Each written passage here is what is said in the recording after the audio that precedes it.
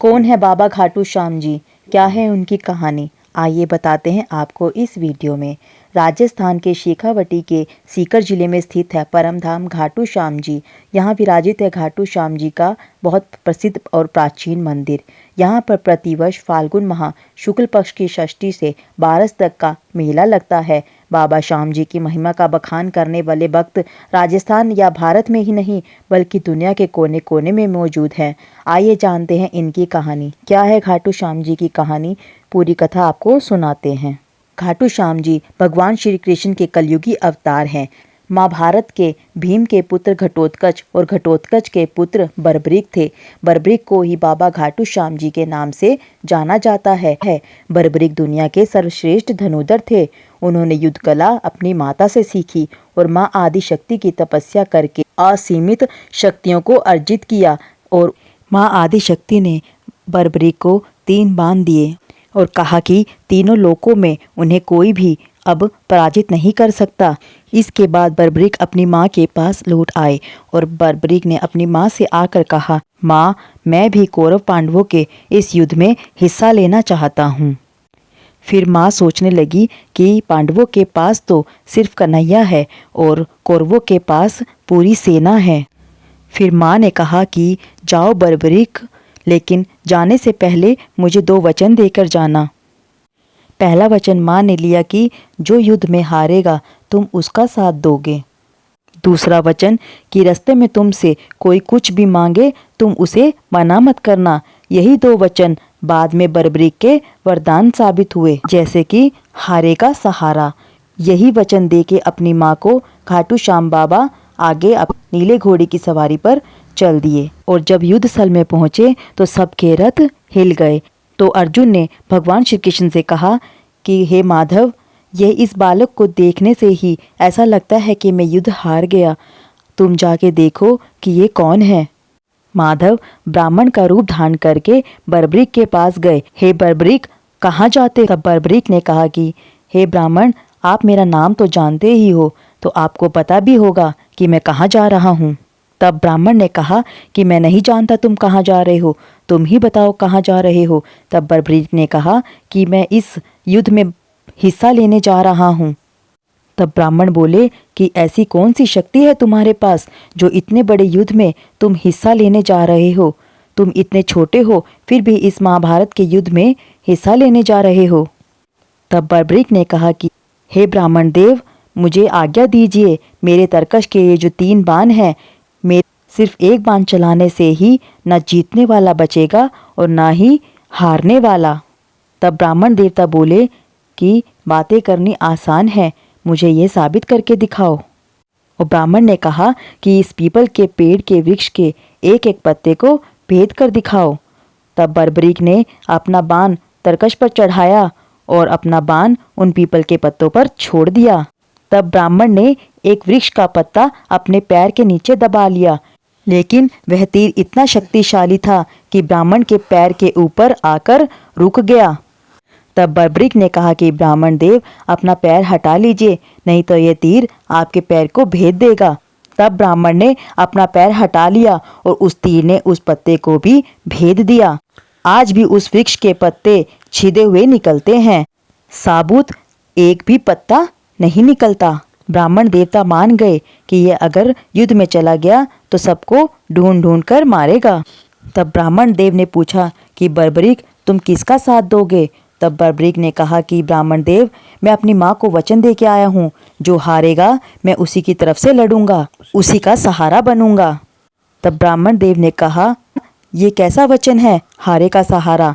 अगर तुम पांडवों की तरफ हुए तो पांडव जीतने लगेंगे तो तुम कौरवों की तरफ चले जाओगे, और अगर कौरव जीतने लगे तो तुम पांडवों की तरफ चले जाओगे, तो युद्ध का कोई निर्णय नहीं निकल सकेगा। तब बर्बरीक ने हाथ जोड़कर कहा कि प्रभु, मेरा मार्गदर्शन कीजिए कि मैं क्या करूं। तब ब्राह्मण देवता बोले कि हे बर्बरीक, कलयुग में इस धरती कल्याण के लिए एक शीश का दान चाहिए जो 3 महायोद्धाओं में से एक का होगा, और वो शीश का दान या तो भगवान श्री कृष्ण का या अर्जुन का या फिर तुम्हारा हो सकता है। देखो बर्बरीक, कन्हैया के शीश का दान नहीं हो सकता क्योंकि उन्होंने युद्ध को रचना है और अर्जुन का भी दान नहीं हो सकता क्योंकि उन्होंने युद्ध को खेलना है। तो बच्चे तुम अपने शीश का दान करो और कलयुग में इस धरती का कल्याण करो। तो बर्बरीक ने अपनी माँ को वचन दिया था कि कोई कुछ भी मांगेगा तो वह मना नहीं करेंगे। तब बर्बरीक ने अपनी तलवार निकाली और कहा कि मैं अपने शीश का दान दूंगा, लेकिन जो शीश का दान मांग सकता है वह कोई साधारण ब्राह्मण नहीं हो सकता। तो हे ब्राह्मण देव, आप अपने असली रूप में आइए। तब महाभारत युद्ध में भगवान श्री कृष्ण ने अपना विराट रूप दिखाया और बर्बरीक ने उनके दर्शन किए। और फिर बर्बरीक ने अपनी तलवार ली और उस तलवार से अपना शीश काट दिया। तब बर्बरीक बोले कि मैं इस युद्ध को लड़ने आया था, लेकिन मैं इस युद्ध को देखना भी चाहता हूँ।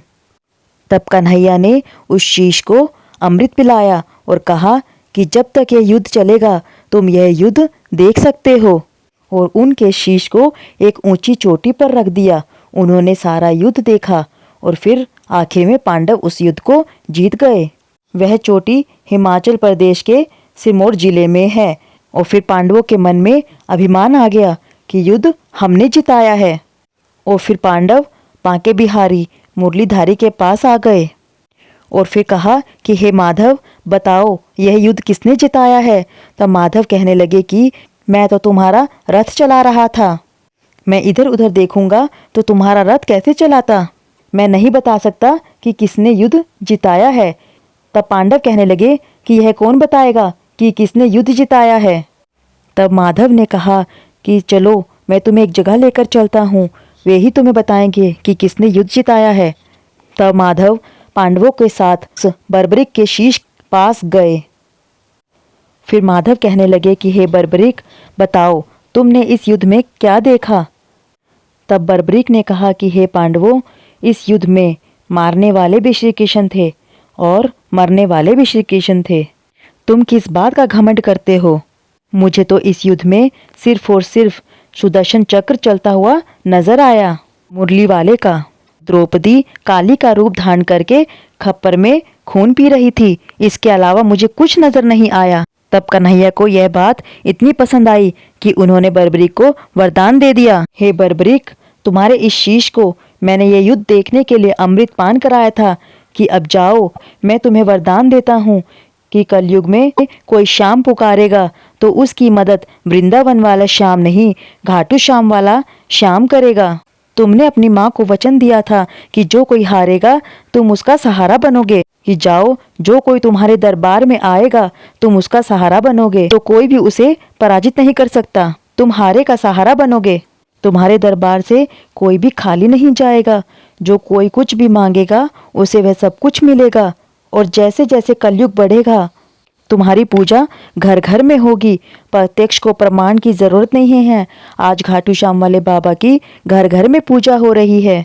और जैसे ही कलयुग प्रारंभ होगा मेरी 16 कलाएं तुम्हारे शीश में प्रवेश कर जाएंगी।